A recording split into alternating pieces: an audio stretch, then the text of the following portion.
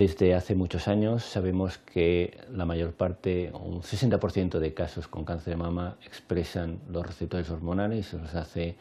sensibles a una terapia hormonal, y en situación de enfermedad avanzada estos tratamientos permiten conseguir un adecuado control de la enfermedad con el objetivo de mejorar sus síntomas de la paciente, mejorar su calidad de vida y enlentecer o alargar el tiempo que media entre el inicio del tratamiento hasta que la paciente necesita un tratamiento de quimioterapia. Desde hace años se ha observado un cambio sustancial en la supervivencia de las pacientes con cáncer de mama con metástasis en cualquier localización y criterios de hormonosensibilidad con la aportación o la incorporación de nuevos fármacos de hormonoterapia, de tal forma que la expectativa de vida mejoró en un 30% aproximadamente en la década pasada en comparación con 2 décadas anteriores. Por consiguiente, el beneficio de este tipo de terapia es claro y hay mucho camino y recorrido en investigación para continuar investigando nuevos medicamentos con la intención de controlar la enfermedad y al mismo tiempo vencer otro problema que acontece con el tratamiento de larga duración, que es la aparición de resistencias secundarias, y en ese sentido hay distintas aportaciones con buenos resultados para continuar consiguiendo un control de esta enfermedad y hacerla en una situación de cronificación. ¿Cuáles son las características principales a tener en cuenta para plantear a un paciente un tratamiento hormonal en cáncer de mama metastásico? Debemos tener en cuenta 2 elementos. En primer lugar, las características del tumor. Por una parte, estas características están mediadas por la expresión de los receptores hormonales, tanto de estrógeno como de progesterona, la ausencia de amplificación de un gen que se denomina HER2 y al mismo tiempo por el volumen de la enfermedad y si esta enfermedad está condicionando una sintomatología que pueda ser limitante para la calidad de vida de la paciente. Por otra parte, tenemos que tener en consideración, en cuanto a ese tumor, el grado de agresividad que calculamos en base al tiempo que media desde la cirugía hasta la recaída. Cuanto más largo es y alta expresión de receptores hormonales, más posibilidad tenemos de respuesta al tratamiento hormonal. Y finalmente hay que tener en cuenta la carga tumoral de esta enfermedad y, si, como decía antes, del grado de sintomatología que plantea. Por otra parte, tenemos que tener en cuenta las características de la paciente, de tal forma que la edad, la presencia de otras enfermedades concomitantes en esta paciente, porque hay que tener en cuenta que estas enfermedades aparecen en mujeres de edad algo avanzada, con riesgo de tener otros problemas, y al mismo tiempo las preferencias de la paciente. Muchas de ellas no aceptan de forma adecuada la propuesta de hacer un tratamiento con quimioterapia por el miedo a los efectos secundarios. Cuando un tumor es hormonosensible, en muchas circunstancias es posible ofrecer un tratamiento hormonal de primera elección con un resultado adecuado del control de la enfermedad para colocar una situación de cronicidad con poca sintomatología y buena tolerancia.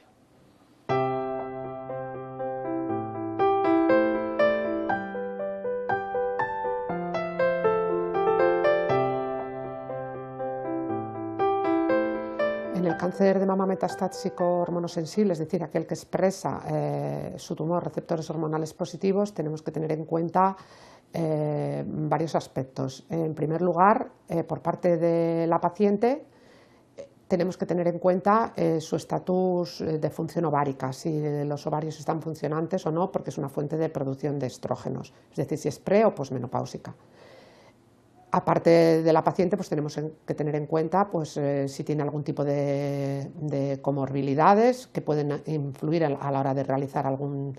tipo de tratamientos, y teniendo en cuenta que es una enfermedad en que el tratamiento es fundamentalmente paliativo, pues los deseos de la paciente a la hora de que estos tratamientos pues, puedan influir en su vida cotidiana, siempre dentro de las indicaciones que puedan ser de mejor terapéutica para la paciente.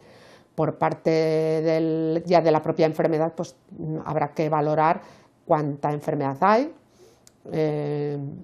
Si, por ejemplo, los síntomas son tan importantes que requieren el tener que hacer una quimioterapia para obtener una respuesta rápida, pero en principio, si esto no es muy importante, el tratamiento es fundamentalmente con hormonoterapia.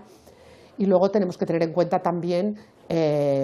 aparte de los receptores hormonales, si es un tumor que expresa HER2 o no, porque sí que la estrategia terapéutica probablemente vaya a ser diferente si el tumor es un tumor que expresa ER2. En estos, el empezar con tratamiento hormonal,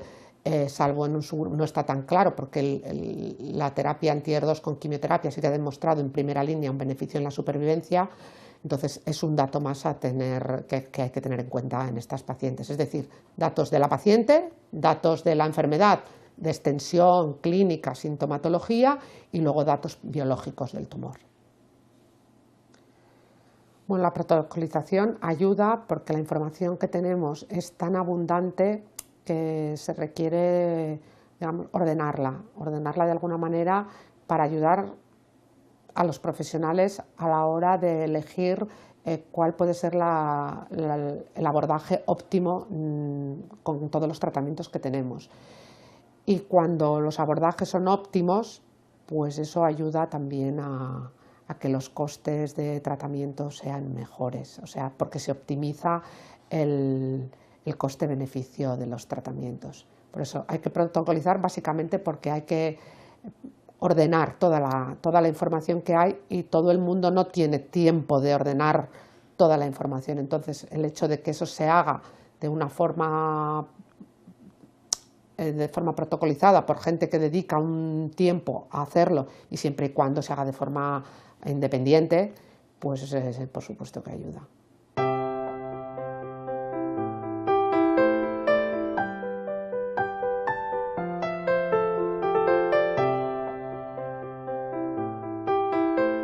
Por supuesto, mientras exista posibilidad en pacientes con cáncer de mama metastásico de tener un tratamiento hormonal con posibilidades de efectividad, por supuesto, siempre hay que intentar dar un tratamiento hormonal, ya que cuando las pacientes expresan receptores hormonales y más en la enfermedad metastásica, que es una enfermedad cuyo objetivo fundamental es la paliación de síntomas, la cronificación de la enfermedad, que la paciente seamos capaces con el tratamiento controlar lo que es el crecimiento y los síntomas de la enfermedad. Y el tratamiento hormonal es un tratamiento cuya calidad de vida para las pacientes que lo toman es indudable y siempre mucho mejor que una quimioterapia, por poco tóxica que sea. El alargar todo lo posible los tratamientos hormonales, siempre que sean efectivos. Y en la enfermedad hormonosensible, hoy conocemos, gracias a los nuevos datos de la biología molecular en el cáncer de mama precoz, que cuando un tumor es hormonosensible, su mejor terapéutica es la terapéutica hormonal. Por tanto, siempre que podamos hay que dar las diferentes posibilidades de tratamiento hormonal. Y hoy tenemos la gran suerte de tener muchas formas de tratamiento e incluso tener formas de tratamiento cuando las pacientes progresan a lo que son los tratamientos más clásicos, como son tamoxifeno, inhibidores de aromatasa, y actualmente pues tenemos tratamiento incluso para las resistencias. Todo ello nos hace prolongar estos tratamientos. Bueno, pues Fulvestrant ha tenido un camino muy largo en su trayectoria. Todas, y sobre todo yo, que ya soy una persona con muchos años de trayectoria en el tratamiento del cáncer de pacientes con cáncer de mama, todos teníamos ganas de situar el Fulvestrant en el lugar que se merecía. Lo único que ha ocurrido es que las dosis que utilizamos inicialmente no fueron las más adecuadas para obtener todo el beneficio de Fulvestrant, hasta que por fin, en los últimos años, hemos tenido ya datos de que la dosis óptima no era la que utilizábamos de 250 miligramos cada 14 días, sino de 500 miligramos cada 14 días, con dosis de carga inicial cada 14 días y posteriormente cada 28. Esto nos lo ha confirmado un estudio reciente, el CONFIRM, donde las pacientes que habían progresado a los tratamientos hormonales previos, cuando eran tratadas con fulvestrant, este estudio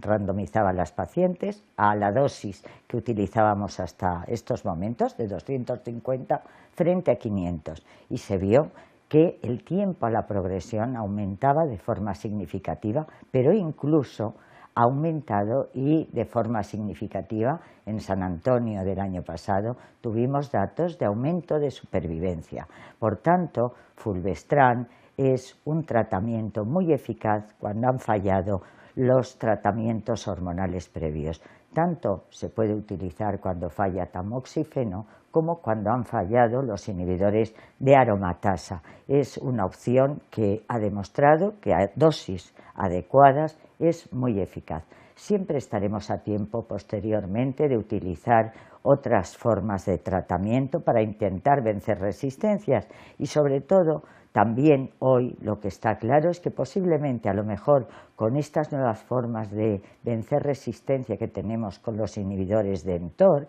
la asociación con fulvestrant, estamos haciendo estudios y posiblemente sea también una opción muy adecuada. Pero hasta entonces yo creo que el posicionamiento de fulvestrant es una vez nos han fallado los inhibidores de aromatasa de primera generación, debemos de utilizar fulvestrant y cuando nos falle fulvestrant tenemos